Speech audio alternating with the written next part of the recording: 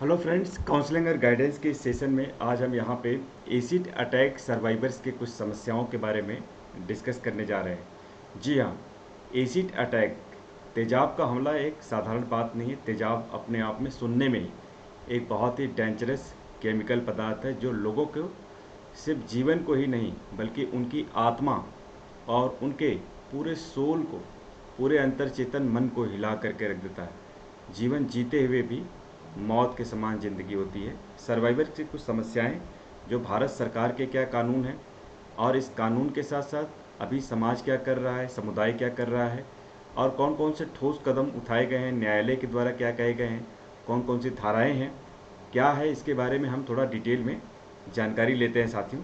आइए वीडियो को शुरू से अंत तक देखिएगा और लाइक, शेयर और सब्सक्राइब भी कर दीजिएगा। साथियों, तेजाब के जो अटैक होते हैं इसमें चेहरा ही नहीं बल्कि आत्मा भी बिल्कुल जल जाती है। इंसान अंदर से बिल्कुल झकझोर करके रख देता है। एकदम हमारे आप अपने आप को बिल्कुल एक परेशान करने वाली भयावह घटना होती है। हमारे देश में हर साल एसिड अटैक से 1000 की घटनाएं होती हैं और इसमें 150 की रिपोर्ट ही हो पाती है। इसमें अगर हम देखें तो इसमें एक रिपोर्ट आई थी जिसमें बांग्लादेश है, जिसमें सबसे ज़्यादा हाईएस्ट जो है उसका स्टेटस है, हाईएस्ट रेशियो है, जहाँ पे सबसे ज़्यादा अटैक हुए हैं।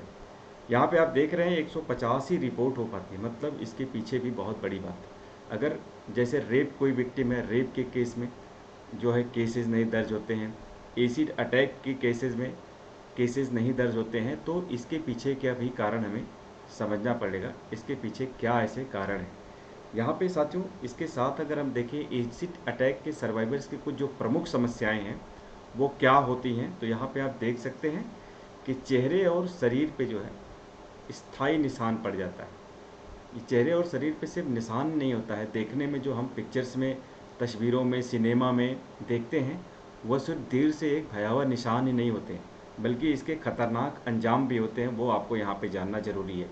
जैसे बहरापन, मतलब ये हमारे कान के अंदर तक अगर एसिड चला गया तो हमारे कान को भी डैमेज कर देता है। और बहरापन, परमानेंट बहरापन, आँख के अंदर जाने पे परमानेंट दृष्टि की हानि, मतलब एकदम से आँख को डैमेज कर देता है।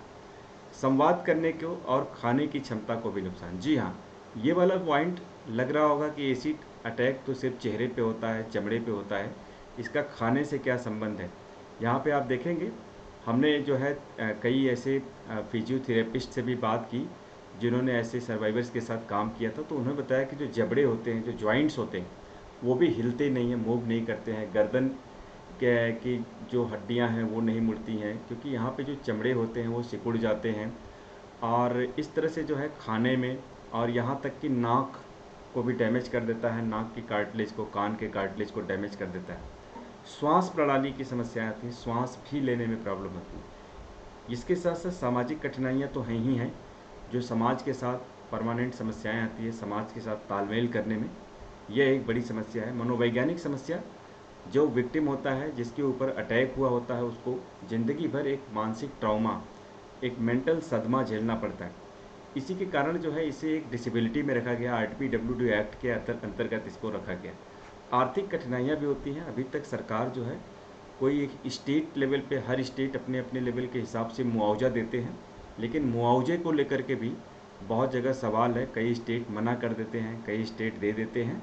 तो यह भारत में कोई एक यूनिफॉर्म सिस्टम नहीं है जिससे कि हम एसिड अटैक सर्वाइवर को उसके आगे के जीवन के लिए कुछ सुरक्षा मुहैया करा सकें। तेजाब के मामलों में 80% शिकार जो है वो महिलाएं हैं।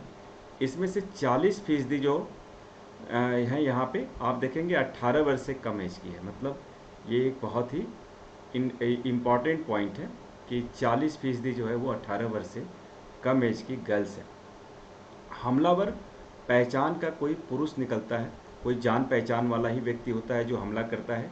और ज़्यादातर हमले शादी, प्रेम संबंध से इनकार के चलते हुए किए जाते हैं।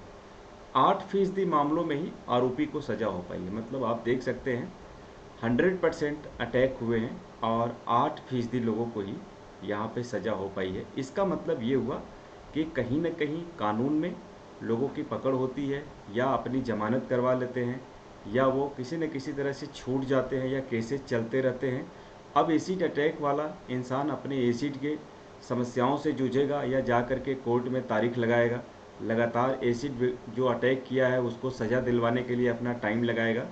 आप समझ सकते हैं ये कितनी गहरी समस्या है किसी अपराध के प्रति अपराधी को सज़ा दिलवाने के लिए। सर्जरी भी बड़ी महंगी होती है, इसमें जो है बहुत ही कॉस्टली खर्चा आता है, ये भी एक बहुत बड़ा फैक्टर है। आरपीडब्ल्यूडी अधिनियम जो है 2016 के तहत मान्यता प्राप्त विकलांगों की सूची में एसिड अटैक सर्वाइवर्स को शामिल किया गया। जी हाँ, भारत सरकार का जो है rights of a person with disability act है, जिसमें जो है एसिड अटैक सर्वाइवर्स को शामिल किया गया है। ये एक डिसेबिलिटी के कैटेगरी में इस बीमारी को रखा गया, इस समस्या को रखा गया। और यहाँ पे जो है अधिनियम 2016 जो है सरकारी नौकरियों के लिए विकलांग व्यक्तियों के लिए भी 4% की आरक्षण की अनुमति भी देता है। ये तो 2016 जो है आरपीडब्ल्यूडी एक्ट है, उसमें 4% जो है विकलांगता, अगर 40% से अधिक विकलांगता है तो सरकारी नौकरियों में छूट का भी प्रावधान मिलता है। तो साथियों, ये आपने आरपीडब्ल्यूडी एक्ट के जो है एसिड अटैक विक्टिम्स की समस्याओं के बारे में सुना। और अगर आप किसी भी तरह से स्टूडेंट हैं या किसी भी समाज कम्युनिटी के लिए काम करते हैं, आपकी जागरूकता के लिए ये बहुत ही इम्पॉर्टेंट मुद्दा है। ऐसे ही हम तमाम तरह के मुद्दे, तमाम तरह के इश्यूज जो साइकोलॉजिकल इश्यूज होते हैं, जो हमारे मेंटल स्टेटस को बिल्कुल चेंज कर देते हैं, उस स्टेटस से संबंधित, मानसिक स्वास्थ्य से संबंधित हम अनेकों वीडियोज़ इसी तरह से लगातार इस सीरीज में हम लाते रहेंगे। वीडियो कैसा लगा आप बताइएगा, अपने फीडबैक भी दीजिएगा और इस चैनल को सब्सक्राइब भी कीजिएगा और बेल आइकन भी प्रेस करके रखिएगा, ताकि और भी वीडियोज़ जो आएंगी उसमें आपको नोटिफिकेशन समय से मिलता रहेगा। Thank you.